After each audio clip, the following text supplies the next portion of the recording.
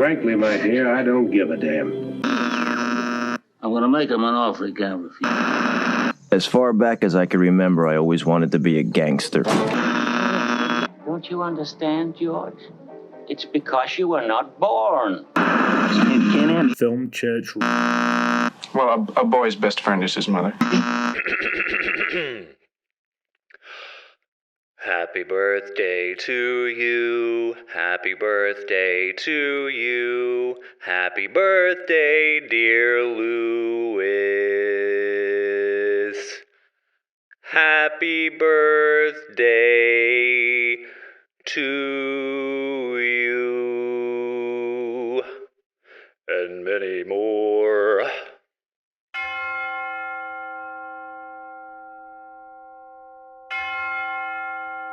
Hello, and welcome to Film Church Radio, the podcast that treats cinema as a religion.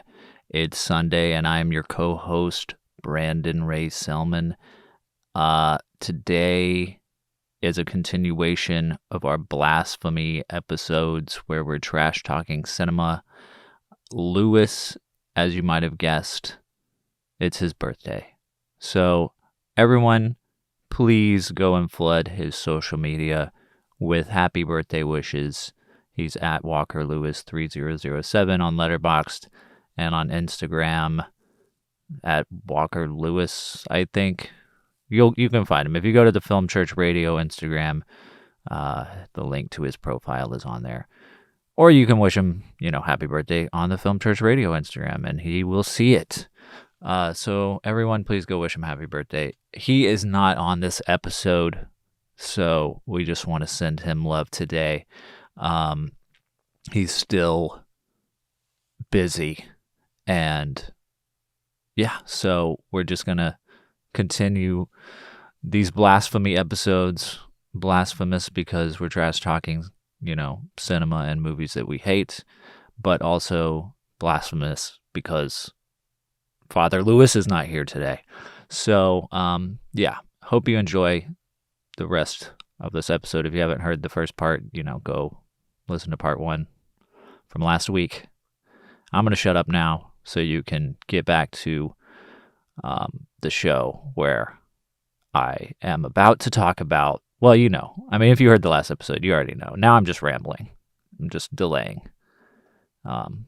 It's awkward without Louis here, so what can I say?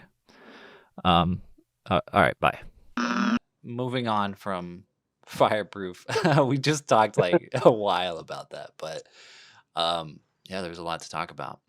We're going to continue to get sacrilegious here. Yeah. So we really were getting sacrilegious there. Yeah, we really were. Okay, so one of the big movie disappointments that I had was a series of films. The third one is the one that I would rip apart the most. Okay. But seeing the first one, it just left this huge disappointment and letdown for me the first time I saw it. It's better to me now when I go back and watch it, the first and the second one, but the third one is just kind of unwatchable. Okay. It's the Hobbit movies. You might know from listening to last week's episode. Zach doesn't know because he hasn't heard the episode yet, but my number one favorite movie was The Fellowship of the Ring.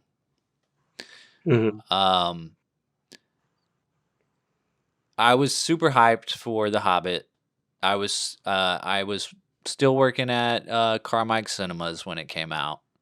I got some posters from the theater.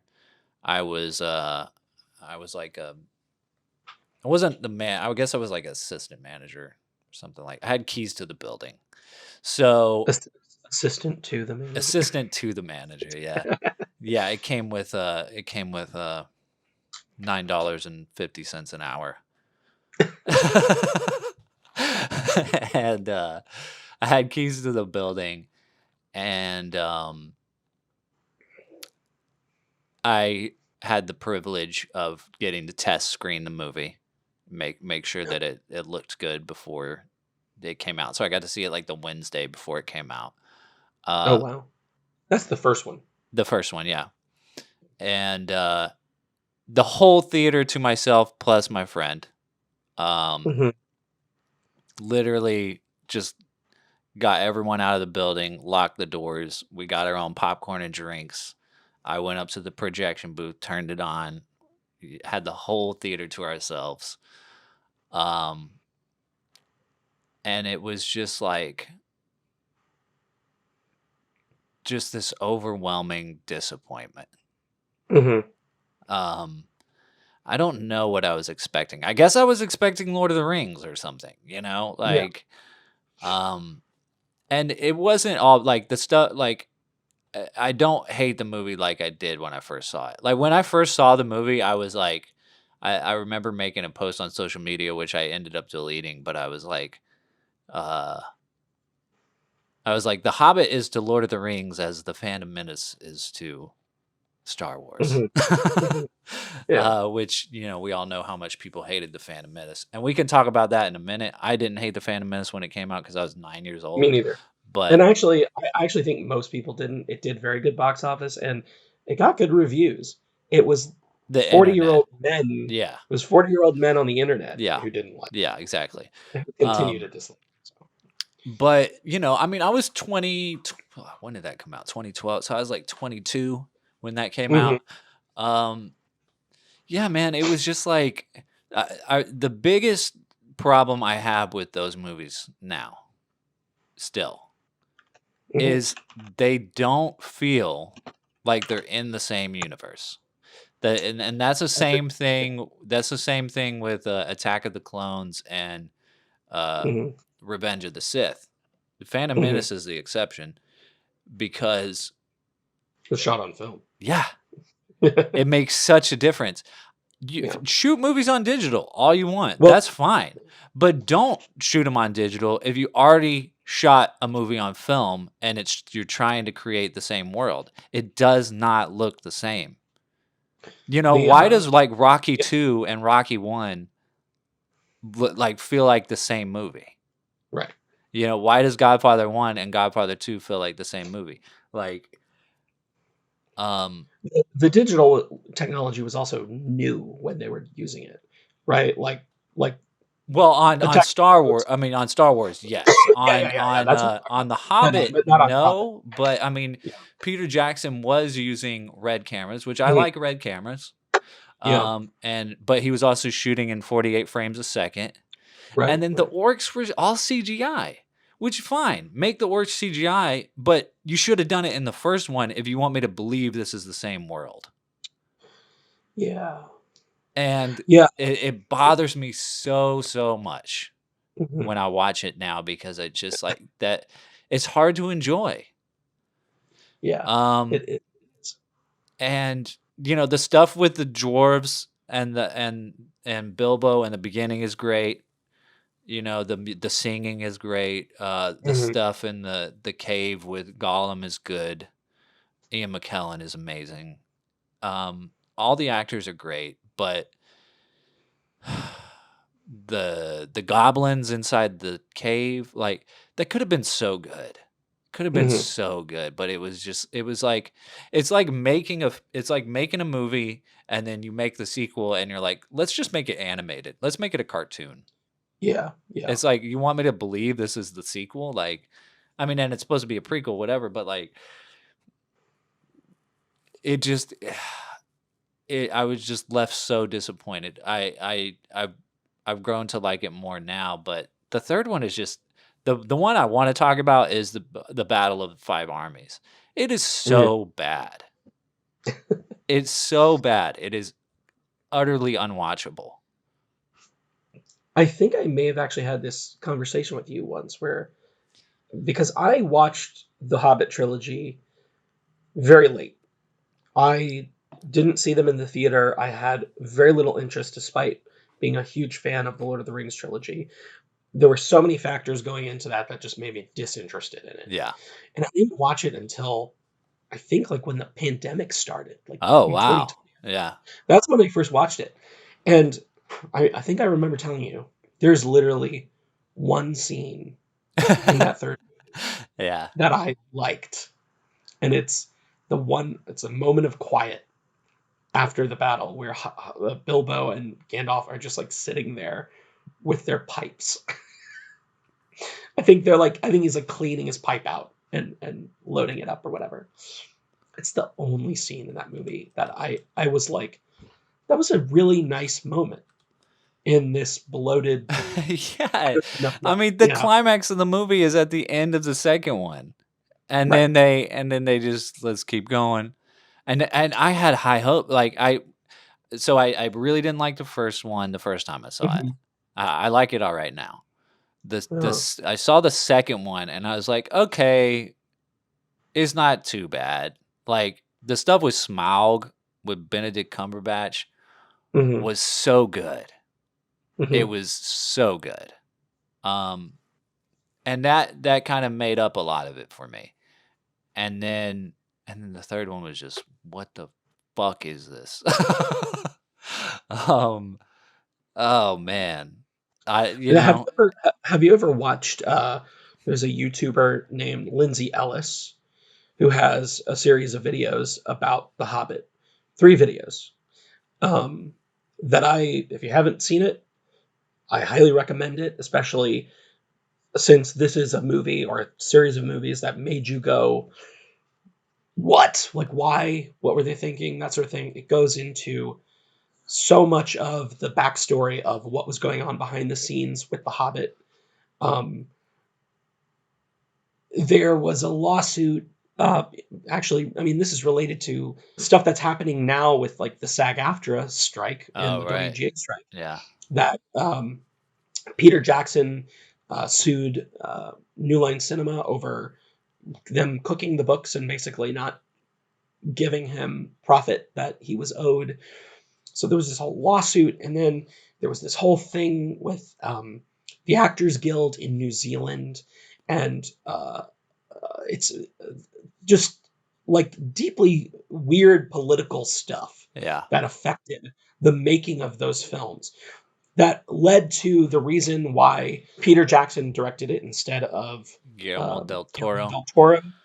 The reason why there's 3 films instead of 2, and it's very frustrating learning all of that because it's like none of this should be dictating how art is made, Yeah, you know. exactly.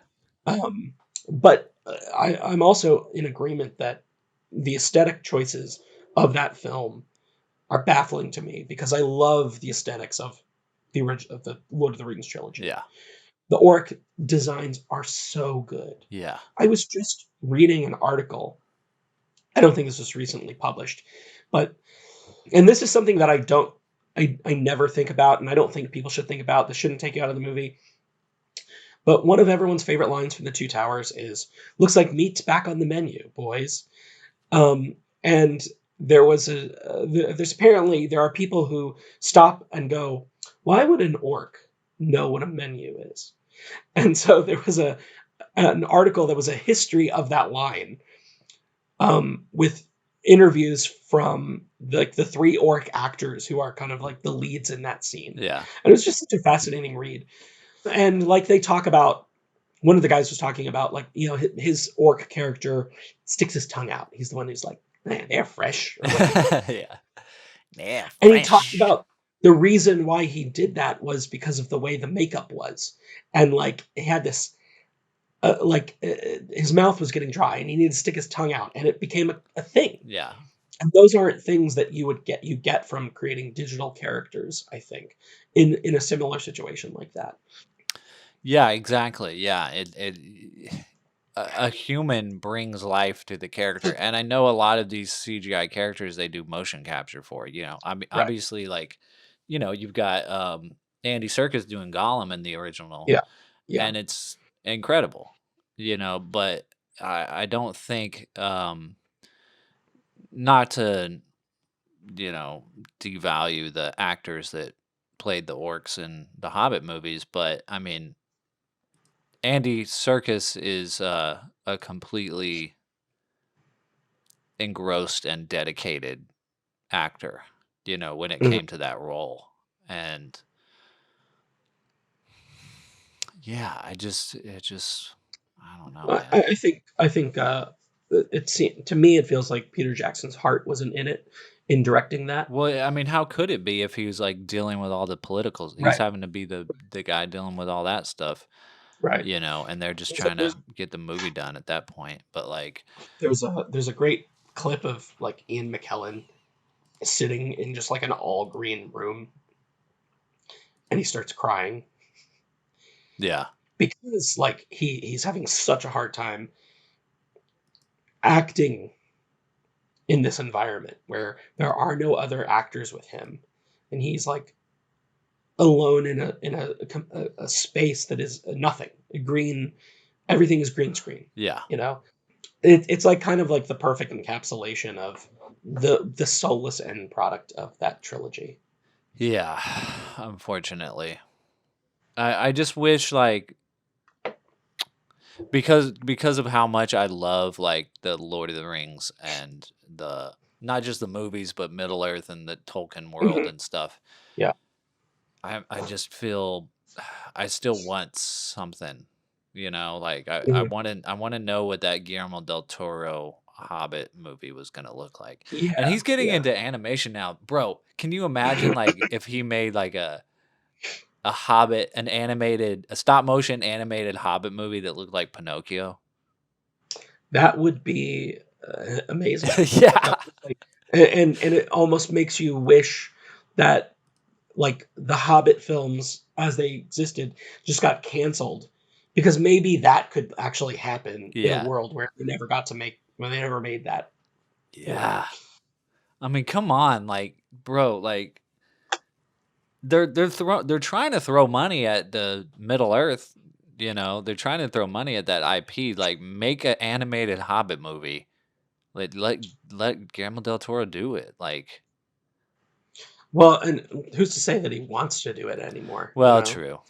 Yeah. He wasted so many years, On kind that, of sitting the other around film. waiting for the film to start, the production to start, and it never happened. Man, it would have been so good, I feel like. I don't know. It could have been terrible, but, It could have, but it really should have been 2 parts, and it should have been directed by Del Toro, but shoulda, coulda, woulda, Yeah. and now we got one of the worst movies ever. or 3, depending on how you look at it. I would definitely recommend Lindsay Ellis's. Just to look up Lindsay Ellis Hobbit. She's got 3 videos on it, and it's pretty good stuff. Yeah. Did you ever see the animated like 70s movie where John Huston plays Gandalf? I don't think I ever saw the whole thing. It's pretty good. It's really short too. It tells the whole story in like 80 minutes. Hey, that's wish more movies did that. Yeah. But I also want to see that Topher Grace edit. Oh, Did you hear about that? I think so. Yeah, he did his own edit of the Hobbit movies. Cut him down. I think maybe I didn't know he did the Hobbit. I think he did the Star Wars prequels too. Okay. Yeah. And maybe I heard about that. But yeah, that would be a fun watch. Yeah. Well, what else is on your list? So I'm gonna change up genres here. I got a documentary. Okay. And this documentary is from 2004, and I feel like this is like the beginning of what I think of as like the dumb documentary, which is I think a lot of people saw the success of Bowling for Columbine, which was a huge hit, and kind of started making really bad issue documentaries that really like tell stories that require like an 800-page book, Yeah. not a 90-minute film. Yeah. So the film I've chosen is Super Size Me. Yeah. A movie that I saw in theaters on its original run. I'm old enough to have not had to sit through this movie in an actual like high school health class. Did they do But that? they do, or they did. I don't know if they still do, but yes, I've read many stories of people who had to watch this movie in middle school or high school. Meanwhile, they're just serving like trash in the cafeteria. Yeah, and you know, I don't know if I have a whole lot to say about the film other than its premise just kind of makes me roll my eyes. Yeah. But this is again, I think, another one of those movies where I get more mad at it when I consider the reaction to it because there's so many people who think it's an educational film. It made money. It was nominated for an Oscar, but it also spawned all of these counter documentaries about how, the whole premise of just eating McDonald's for 30 days is just such a cartoonishly silly, unscientific way of illustrating that this food is bad for you. Yeah. I've never seen it. I mean, it's like it's kind of infamous, I guess. Morgan Spurlock, the director and star, decides he's going to subject himself to eating nothing but McDonald's for 30 days. Well, see, I know about it. See, I do know that. It's like I think most people have probably heard and know about this movie, even Yeah. if they've never seen it. I don't know about the younger generation, but like, Well, there's a notable scene where I don't know how far into it he is, but he goes to his doctor, and his doctor says, "You have the liver damage of an alcoholic, like based on this diet. Like this is damaging your liver in a matter of weeks. This is damaging your liver. Like I feel like I'm looking at the liver of an alcoholic." And Morgan Spurlock has not had a single drop of alcohol, which later turned out to be a lie. He was actually an alcoholic while he was making this film. what the fuck? I don't want to like disparage him being an alcoholic. You know that alcoholism is a serious illness. Well, yes. Sorry that I bursted out laughing. It's just super ironic. But it is, but it makes it. It's like poking a hole in a balloon, and then the balloon spins around the room with the air coming out with a fart noise. That's like what this documentary kind of to me that's it's just so full of holes and its reputation should be that it's bullshit. Yeah. But people still watch it, I think. I don't know. Maybe they don't. Maybe it has gone the way of the dinosaur, of the dodo. But I remember seeing it in theaters and witnessing in real time the sort of popularity of it. Yeah. Yeah, that And is was kind of very crazy because, yeah, I mean, it was basically a viral indie doc. right. Which into like today, you kind of have to. I mean, that's how a lot of people make it. Is they find like a premise that people feel like they have to watch. I mean, the idea of a guy eating McDonald's every day, you're like, I kind of got to see this. What especially back then, it was kind of like. I mean, now it's like I feel like people do stuff like this all the time to get attention, but. I mean, there's a whole genre on YouTube of people just sitting down eating, 6,000 calories of fast food in one sitting. Super Size Me 2 Holy Chicken 2017. Morgan I haven't Spurlock. seen that, but I believe the premise deals with the fast food industry's shift towards chicken as a major like selling point, which is interesting to me because I've noticed that one of the biggest fast food chains in the country is Chick-fil-A. Yeah. It's all chicken. And Chick-fil-A is so influential, we're getting back into our evangelical territory, Yeah. that, every restaurant has to create their version of the Chick-fil-A sandwich. But that movie also has a gimmick, which I think is he tries to start his own restaurant. Mm. I think these documentaries like this, it's the gimmicks that make the movies sell, but those are the reasons I dislike the movies. Yeah, because they're gimmicky. It's a gimmick. Yeah. You don't need to eat McDonald's every day for 30 days to prove that it's bad for you. And like exploring fast food and its rise and like its popularity and its kind of place in America and the world, that's interesting material, but there's no gimmick there. There isn't a catchy, hook like eating it for 30 days. And always if they ask if you want to supersize it, he has to say yes. Oh God. And we don't know how his liver was actually affected by McDonald's. There was some show we were watching recently where they it's like a personal trainer show. And the personal trainers every episode, the personal trainer like has a person that they're trying to that's like, very overweight, like obese. And the personal trainer is super fit, right? But then they gain a bunch of weight to get up to the weight that their client is so that they can go through losing the weight together. I feel like that's an influence of this Yeah. this kind of movie. And it's horrendous to watch because the people are just like damaging their bodies so much. Yeah, that sounds terrible. I mean, the first like like at the beginning of every episode, they just on their first night of like trying to gain weight, they just eat till they puke, and it's like a part of the show. Yeah. Like every trainer does it. They eat till they're just like, oh, so dumb.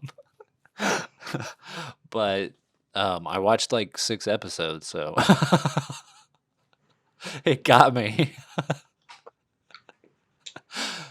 That's the worst part about documentaries like that is they have figured out the right formula for editing these things to make you want to keep watching. Yeah. So I only have a couple movies left on my list, but do you want to just like keep going on your list so that I'll still have some later? Sure.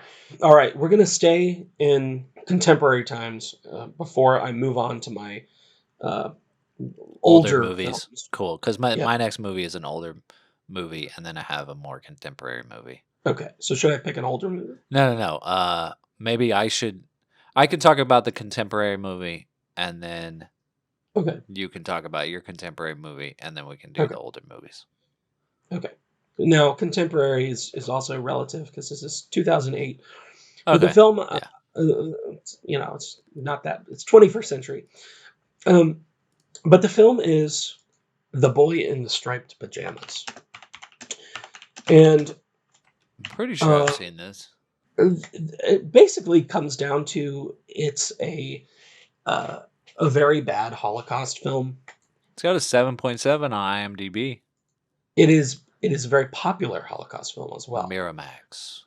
It is it's based on a novel, and my understanding, I haven't read the book, but my understanding is that the film is pretty accurate to the book. It's not a long novel, and a lot of the criticisms that I have of the film are things that other people have also criticized the film for and also criticized the book. It basically comes down to like the idea that it misrepresents the way Germans knew about the Holocaust, and it has a focus on the Nazi characters in a way that its sympathy kind of lies with a Nazi child. Now, there are ways to do that effectively. Jojo Rabbit is kind of an example of that. But The Boy in the Striped Pajamas just sort of handles the story in the wrong way, I guess you'd say. But the problem is that it's a widely taught book and film. So a lot of kids now watch this movie, or teenagers read this book and watch this movie when they're learning about the Holocaust. And I think it was, let's see, the Auschwitz-Birkenau Museum had basically put out this a statement, or a kind of a study that this is a bad representation of the Holocaust and it's a bad way to learn about it. They actually they did a study where they interviewed kids who had read the book and found that their knowledge of the Holocaust was worse if they didn't know anything about it before reading the book than if they read the book after knowing about the Holocaust already. Sorry, say that again. So their knowledge was worse if they had seen the movie and then read about the Holocaust? Basically, what this study found was if a young person's first introduction to the Holocaust was through The Boy in Striped Pajamas, what the researchers found was that eventually they knew less about the Holocaust by learning it through this film or this book than other films and books. Right. Yeah, just because it doesn't represent like what happened. I mean, is it a bad movie? Like, is it a bad movie, or is the problem that it is used in history classes? The problem is that it is used in history classes. It's a perfectly well-made film. There's nothing But bad about the filmmaking, but is the it's representation the of core. this child's story accurate, or is it No, just that it's a Holocaust movie that's not focusing on the horrors of the Holocaust, or like it is a historically inaccurate. But I have a weird relationship with historical accuracy because a lot of times I'm not bothered by historical inaccuracy, but you can use historical inaccuracy to kind of encapsulate what history might have really been like. There's a lot of historical inaccuracies in Quentin Tarantino's historical films, and I'm not just talking about the parts where they diverge from history. There's bad history in Django Unchained in terms of dates and timelines and places. That's fine. The Boy in the Striped Pajamas is kind of just misguided in where it puts its focus. It's about a friendship between a German boy who's the son of a camp leader and a child in the camp who is going to the fences, and they're becoming friends through the fence. And it kind of ignores the fact that the vast majority of kids were killed when they were brought into concentration camps. And the central tragedy of the book and the film, if I can spoil it for you. Yeah, I think I've seen it, honestly. Is that the German kid dies because he's mistaken for a Jew.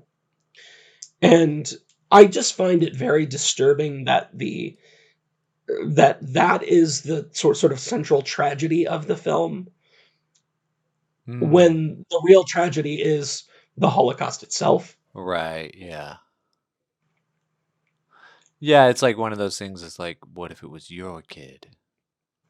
It sounds like Yeah. it sounds like a Holocaust film that's made for the actual Nazis. Kind of, yeah. Like, the Nazis, it's the film that the Nazis should have seen during the Holocaust. It's like their propaganda film or something. I don't know. To be like, Well, I think that when you've got actual concentration camps, museums putting statements out against your film, or the USC Shoah Foundation is a big organization about representation of the Holocaust in media, and I think they actually targeted the book. I don't know if they've ever commented on the film, but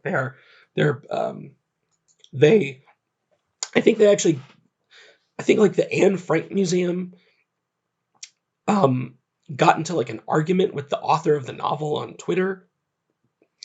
And that's another thing, is I think the author has been very defensive of the book.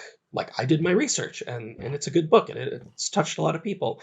And when you've got like the Anne Frank Museum and the Auschwitz Museum and the Shoah Foundation coming at you and saying, this is bad, this is bad representation, you probably should be listening to them. Yeah.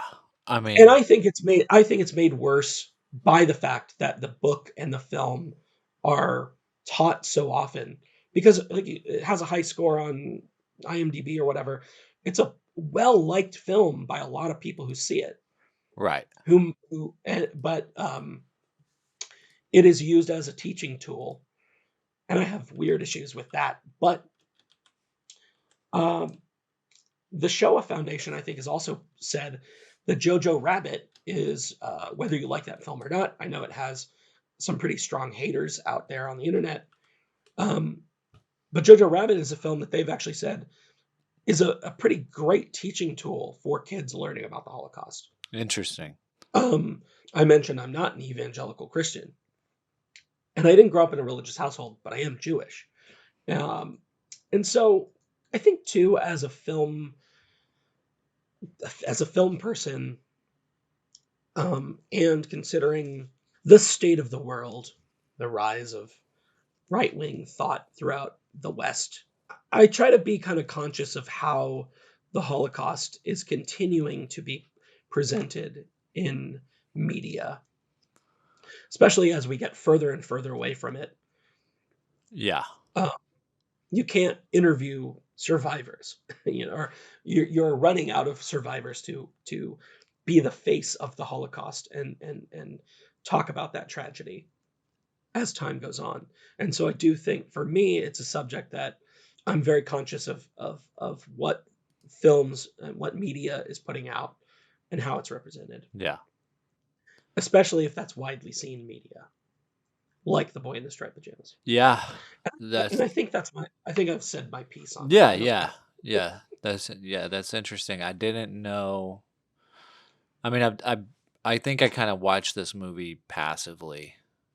Yeah. At my grandparents' house, maybe. I think they put it on one Christmas, maybe. Who knows? Yeah. It's got a great cast. Asa Butterfield, I think it was like one of his first roles. Vera Farmiga's in it. David Thewlis is in it. I think it's like an apple with a rotten core to me. Yeah. Yeah. Wow. Well, good to know. I mean, I didn't know. I definitely knew of the film and had seen. If you have kids, don't show them that movie. Yeah, exactly. Show them Jojo Rabbit or Inglourious Bastards. Inglourious Bastards when they're a little older. So the other film that I had that is more recent, just to change the tone up a little bit, is Terminator Dark Fate. The film that was supposed to be the the James Cameron approved Terminator sequel, is probably my least favorite Terminator sequel of all the Terminator sequels. Terminator 3 is better than this. Terminator Genesis and Terminator Salvation are better than this movie. Good cast, good director. Arnie's in it. He's Arnie. But it's like it kind of ended with the second one, so all of them were a stretch after that. Yeah. Terminator Salvation could have been a trilogy of like the post-apocalyptic, John Connor trilogy, ending with him going back in time, or not him going back in time, but sending the guy back in time. Yeah. I like Terminator Salvation. I thought Terminator Genesis was good. Terminator movies are kind of my guilty pleasure. But this one, I was like, this is no. I'm there with you. I didn't like this one. I always hate like sequel resets. Yeah. Where it's like, like how many direct sequels to Terminator 2 do there have to be before they get it right? The Halloween movies kind of have that problem too. Yeah. I have a really great idea for a Terminator sequel. Uh-huh. That I wish this movie was, because they introduced a concept in either Terminator, I think it was Terminator Genesis, uh, where a Terminator got stuck in the past, but then Hmm. he actually aged, and that's Yeah. why Arnold Schwarzenegger looks older. Yeah. Hmm.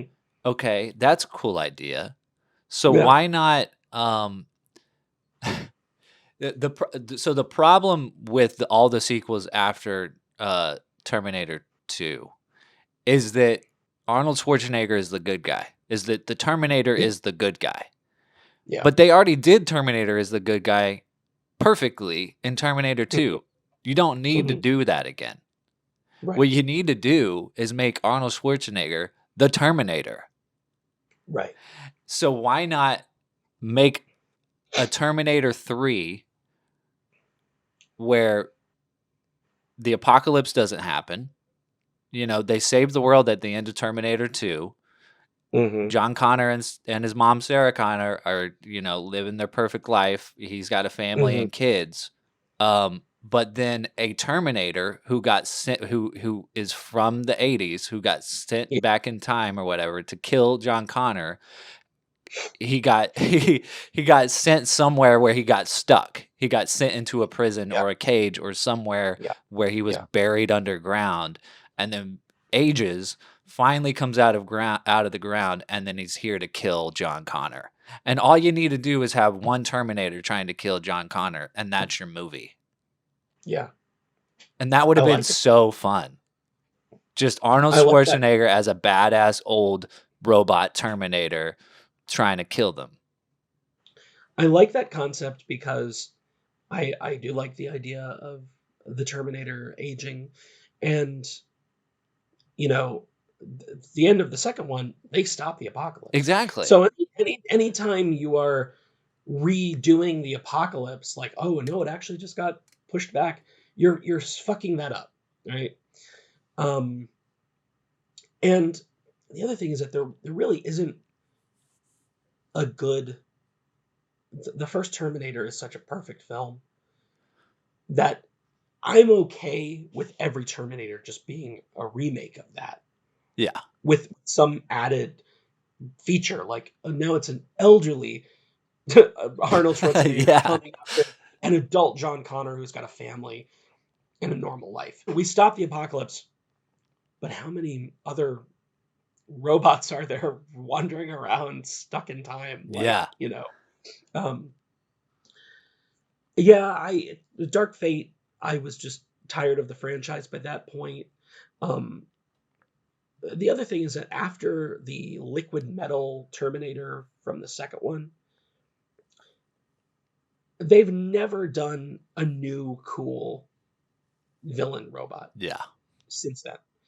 Like their attempts at upping the ante on the villain Terminators, making them liquid metal, but also I don't know. Like they've not.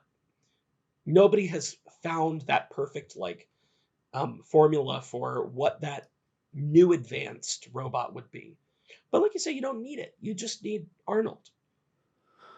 I also have a soft spot for Terminator Genesis because it's kind of stupid. And I feel like it just leans into like this movie is dumb. Yeah. Enjoy it.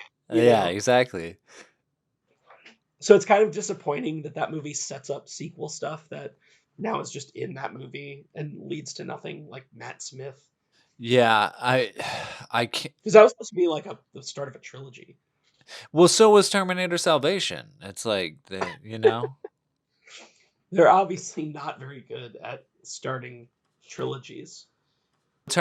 So, more technical difficulties on my side, but we're back now. Sorry about that little hiccup. But you were basically saying that, yeah, Terminator Genesis was supposed to set up a trilogy, and I was like, yeah, and Terminator Salvation was also supposed to set up a trilogy. But with Terminator Salvation, that was, that was Christian Bale playing John Connor, and he had a whole meltdown on set Yeah, I remember that went viral, and it's a whole unfortunate thing. but it's But I would have liked a Christian Bale trilogy. That would have been cool. But I mean, even just these one-offs are fine too. You know. it's almost like the universe is trying to say that Terminator just needs to be 2 movies. You know? Yeah. Yeah. Yeah, I mean, and it's weird because this one had like it was like the blessing of James Cameron, which like did he not give his blessings on the other ones? Like, Yeah, and how much of that is just PR? yeah. Yeah. Yeah, I don't know. Maybe it was the return of Linda Hamilton that sort of like got him to put in a good word. I don't know. Yeah, maybe. It's hard to say. He Yeah, makes money I off of mean, them regardless, I assume. do what He now? makes money off of them regardless. So, Yeah, exactly. Yeah. And probably more if he gives his blessing. But I mean, he doesn't need money. Who we get? no, he's good. He's set. Yeah. Well, I guess So, he's credited as a story writer on it. But huh. there are 4 other story by credits. I don't know how it's credited in the film.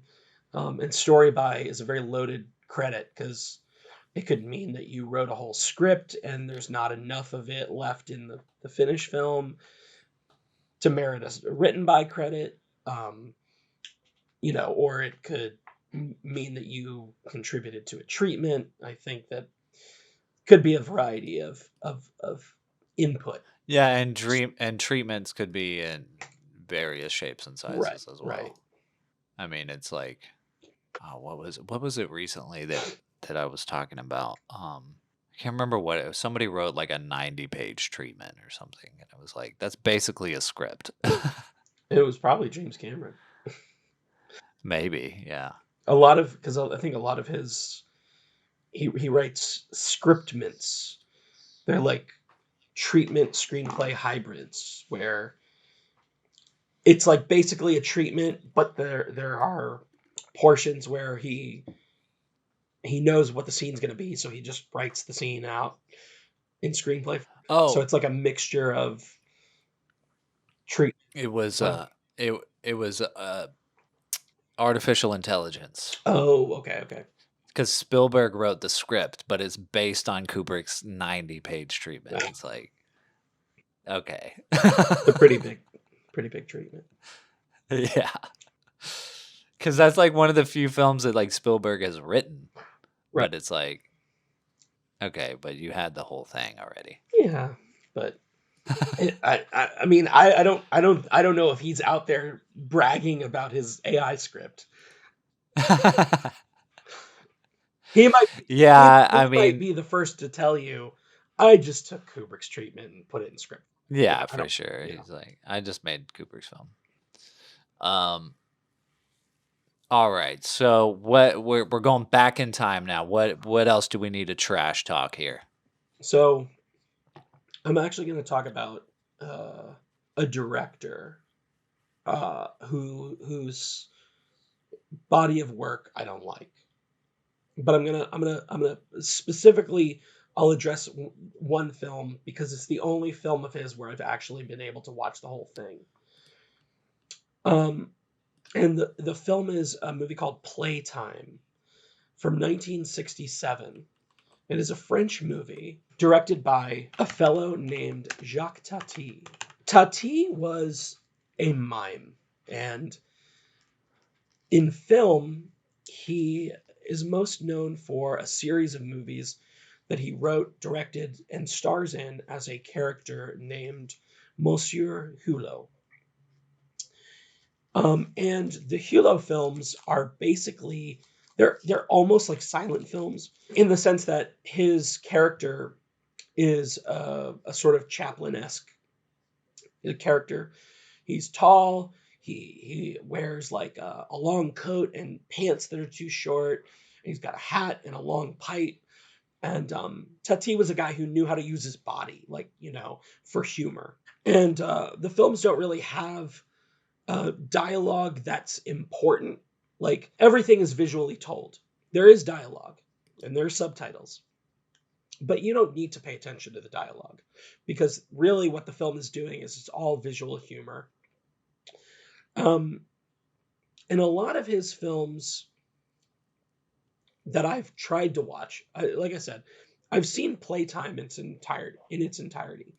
And Playtime, I believe, is his most like acclaimed film, and probably his most influential. I know that Punch Drunk Love, which is one of my favorite films, took some influence from Playtime and Tati. Okay. Kind of like, I don't know, in the use of color, the way Adam Sandler's character moves, things like that. Yeah. There's a lot of admirable things about Tati's films.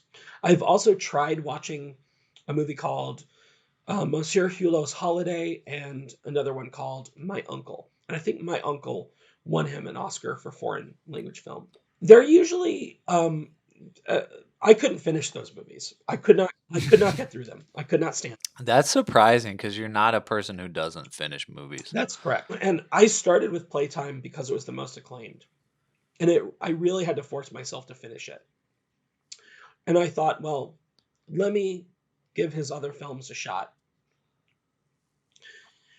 And I 2 tries on those other 2 films, and I just couldn't do it. Like, there's admirable stuff that I think he's trying to do in terms of, like, his movies are very colorful, and I like color. And they have a unique design.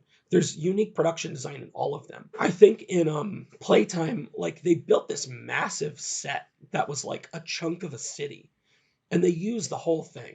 And a lot of the stuff that he's doing is like making fun of like the modern world. Like in My Uncle, there's like the main character lives in this village where it's like people are running in the street and the windows are open and people are going in and out and there's a sense of freedom. Meanwhile, the character's sister lives in a modern house, which is surrounded by a fence, and you have to be buzzed in. And the yard has like a concrete trail that you're supposed to walk on. Don't step on the grass. There's also like a fountain and all the modern amenities, the oven that does all the cooking, the machine that does all the cooking for you and stuff like that. And it's like I guess a lot of his films are kind of like poking fun of the modern world and like people's dependency on it. Like, I imagine if he was alive in the time of the Apple Watch, he'd be doing something making fun of the way people use it for everything, Yeah. So why do I hate them? Or why do I hate this movie? I don't really know. There's like a whimsy to these movies that is really fucking annoying to me. Yeah. And his work is maybe an example where the hatred is probably more rooted in, I don't see what everyone else sees in the work. Yeah, because they're like highly critically acclaimed. Yes. They're like, oh, he's like Charlie Chaplin. Oh. Yes, and they're influential. Are his films in like the Criterion or? His entire filmography is in Criterion. There's a Wow. box set. He only made, I think, like 7 or 8 movies. There's a box set, The Films of Jacques Tati. His entire filmography is there. Like, there'll be like a wide shot of a building where you can see all inside all the windows. And there'll be a lot of like visual humor of people going in and out and doing stuff and that sort of thing. But they're also like all really long and like Playtime is a little over 2 hours. My Uncle is 2 hours long. I managed an hour into that movie. And I think that that's like one of the things is like these movies to me would be great if they were like 80 minutes long. But he will keep a joke going, the same joke for a very long time, and it gets tedious. Like, one of the things I like that he does is he'll use sound a lot because since these movies aren't dialogue driven, he'll try and find humor in the sound.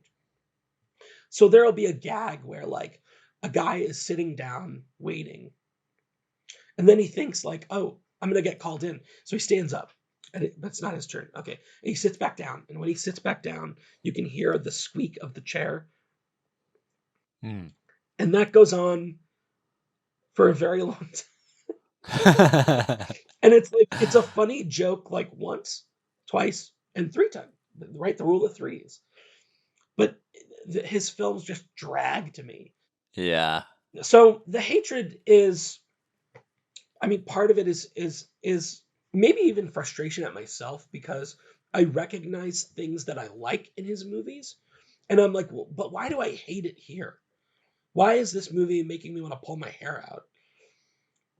When he's doing things that like that I do enjoy in film, that I would like to see more of, and that's what I have to say about Tati. Yeah. The film that we watched, that we are not going to say the name of, with Lewis, when Lewis returns, the film that we're going to discuss, Oh, yes. Yeah. has a character, the detective, is basically doing Jacques Tati. Okay. I like Gotcha. Jacques Tati's influence, but I do not like him. Yeah. Interesting. Huh. Yeah. I've never heard of this person. So that's interesting. I'll probably stay away.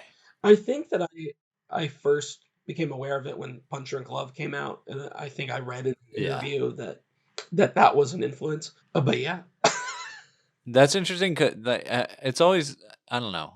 It's interesting when like, because it's hard to admit sometimes, I think, as like a film person, when there's something that's like highly critically acclaimed, especially if it's on the Criterion Collection, and you're just like, what? Why? You know?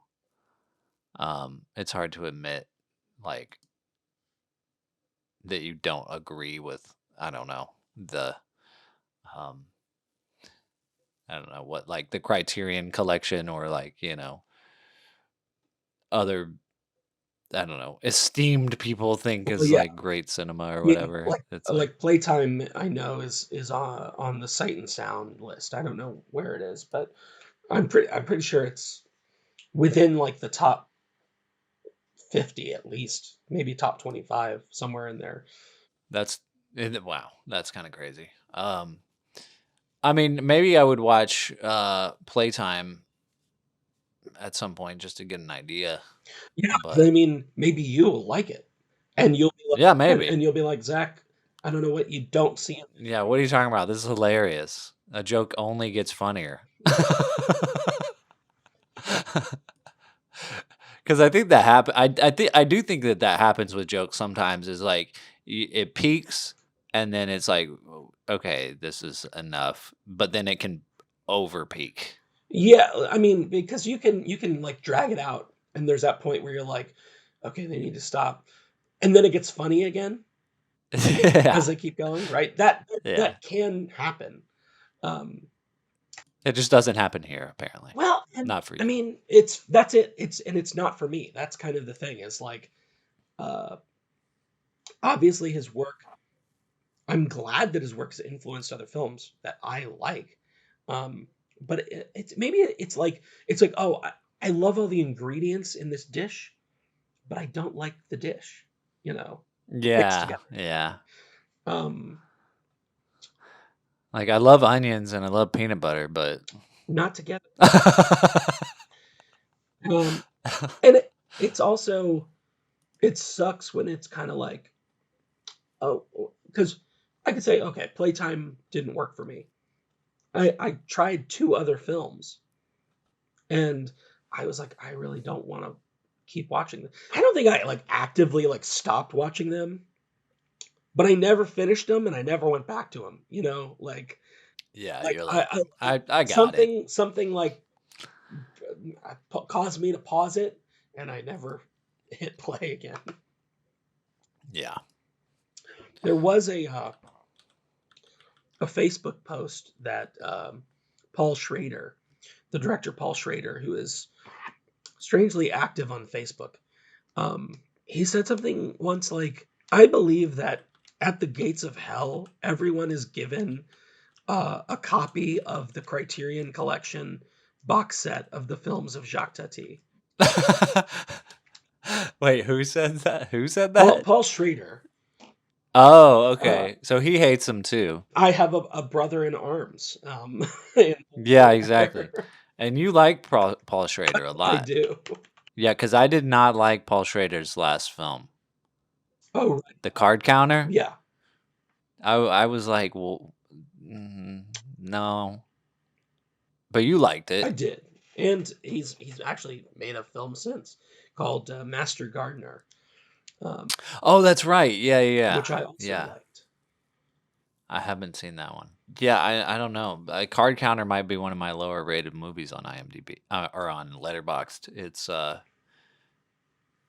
It's to me it dragged. It just dragged on. I thought Tiffany Haddish, like I like her, but she felt like the wrong actress for that role. And I don't know. I can't even really remember. It was just kind of boring.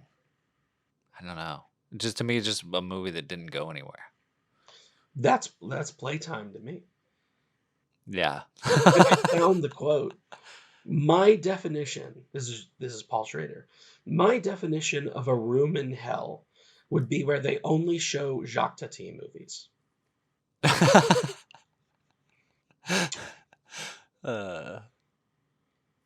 Not like bodily torture or anything. No.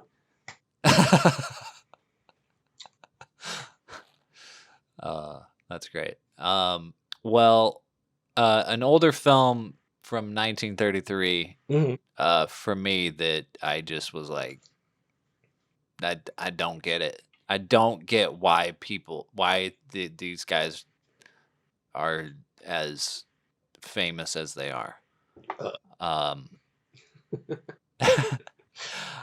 Duck Soup with the Marx Brothers. I had a feeling it was going to be a Marx Brothers film.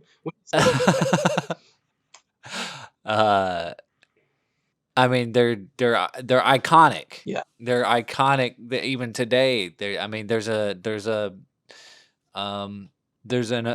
emoji with Groucho Marx. Right. Like obviously penetrated something, but like it's just not funny. It's just not funny. Like I don't get it. Like they're just running around like slapping people in the face, and like I don't know. It's like they're just being annoying. I mean, you are right. They are being annoying. It's not funny to watch people be annoying. Like I don't get it. Like what was the sensation? Was everybody back in 1933 just like a complete like dick that they loved watching people like be tortured by the Marx Brothers? Like, well, no, and kind of obviously hating comedy films, as we've already seen with Playtime, is tricky, right? Because humor is so subjective. Yeah. Like a lot of our other films that we've discussed, there might be like foundational things or disappointments that are the reasons we hate them. And when we get to comedy films, it's tricky because if it's just like, if the comedy is not your brand, then it's just like it just kind of, it has you scratching your head and going, well, what the fuck? Why is everyone laughing? This isn't funny. Yeah. I will say that I am a big Marx Brothers fan. Duck Soup is I think a fine film, but not my favorite. Not even kind of near the top. If you ever felt like venturing into their territory again, my recommendation would be A Night at the Opera from 1935. I'm a fan of a movie they did called Horse Feathers, which I have no idea like where that stands like in the pantheon of the Marx Brothers. But in Horse Feathers, Groucho is the president of a university, and um, oh God, who's the normal Marx brother, the one who's not a character, who left the group? Harpo, No, Harpo, Chico, Chico, and who's the other guy? Zeppo. Zeppo. Zeppo is the straight man. Zeppo is like the one who is not a caricature. Because he's the one who would talk like this. And Harpo is the silent one. And well, it also, I mean, one, it's their work stems obviously from vaudeville, which is a very Yeah. specific type of comedy. And also something I noticed some point years ago, I watched a bunch of their movies like for the first time. Not a marathon strictly, but like over the course of a couple of weeks, I watched a bunch of Marx Brothers movies. And one thing I noticed in a lot of them is there'll be a scene where they just perform music. Chico, in real life, was a very skilled piano player. So there would always be a scene where he was playing a song on the piano and singing. And Harpo, as his name suggests, was a very skilled harpist. So there would just be a scene of Harpo playing the harp. It did occur to me that in the 30s, a movie like that did need to kind of be like a review where there's jokes, there's slapstick, there's singing, there's dancing, there's a little bit of everything, because there wasn't a way to like see that anywhere else, You Yeah. couldn't just pull up a concert pianist on YouTube, right?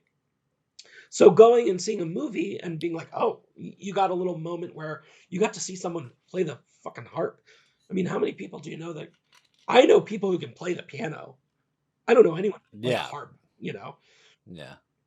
And always shot in a way where you could see his face, so you knew it was him playing the instrument. But obviously that doesn't make the film better. It was just an observation. But yeah, I mean, I can understand Duck Soup. I mean, it is the only Marx Brothers film I've seen, and I think it was just overhyped. It was like, okay, I've heard about the Marx Brothers my whole life.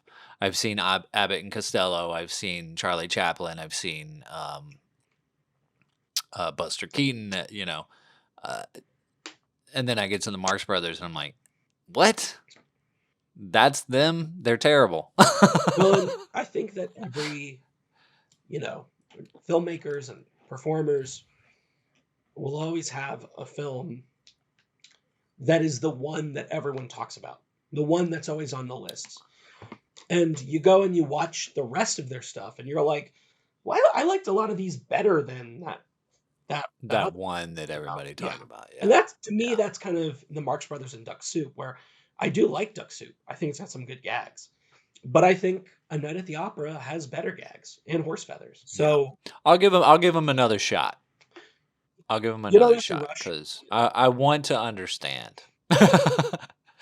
I like the thing. I think the first time I heard about the Marx Brothers was from Indiana Jones in the Last Crusade, when Sean Connery is like, should have hired the Marx Brothers or something, like should it, he's like making fun of Indy because he's like, should have sent the Marx Brothers instead or whatever. Gotcha.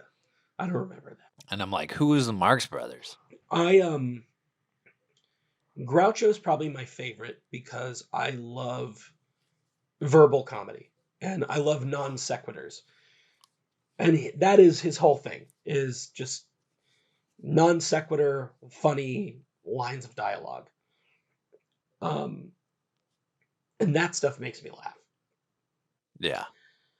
The other two, like Zeppo was never really involved in the comedy, and he left the group at a certain point. But the other two, it's usually slapstick stuff, and I also like slapstick. Yeah.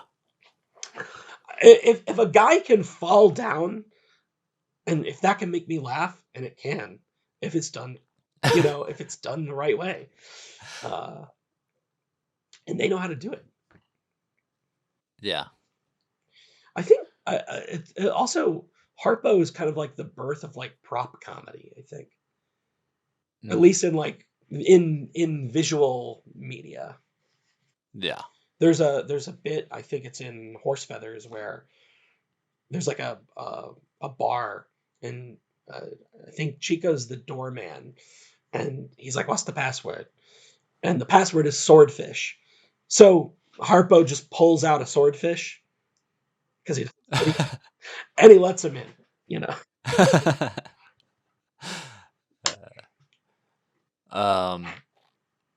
Yeah, I'll give him another shot. Wow, for a podcast about worshiping cinema, these guys really hate movies. At least some movies. That's the end of part 2. I'm going to continue next week in part 3. I got a little teaser here coming up for you. The beginning of next week's episode, I want to say thank you to Zach for coming on the show, helping me co-host while Lewis is out. So, yeah, thank you, Zach. And next week we'll continue with part 3, and then we'll be back to our regularly scheduled program where Lewis and I will be hosting together, and Zach will be back to bring us a film. So it'll be all 3 of us. Exciting times. But that brings us to the end of the show. And of course, you can find us on Twitter and Instagram at Film Church Radio. You can follow us individually on Letterboxd. I'm at Selman Scope, and Lewis is at Walker Lewis 3007. There you can keep up with what we've been watching on a daily basis, especially right now, where Lewis and I aren't doing our trailer section, where we're talking about what we've been watching. Hop onto our Letterboxd, see what we've got going on over there. We also have all of our back episodes streaming, so please share the podcast with your friends. Find some episodes of some movies that you like, where we break them down, and let us know what you think. Let us know your thoughts, and if you agree or disagree with us. Of course, it would also be helpful and nice of you to leave us a rating and review, even if you hate us. I mean, geez, we just got super critical on some filmmakers out there with their works, but everyone deserves some criticism, including us. So bring it on. I might regret that, but yeah, thanks for being here, everybody, and we hope to see you next Sunday for more Film Church Radio. I'm gonna tease next week's episode now. Amen. So what else do you have? Oh, actually, I have another movie that I don't think I mentioned, but I'll wait. Well, this is going to kind of connect to the Marx Brothers, and I don't know if this also falls into... I don't know if you've seen this movie, but I believe you've seen a film by this director, and I don't think you liked it. And Okay. it's Woody Allen.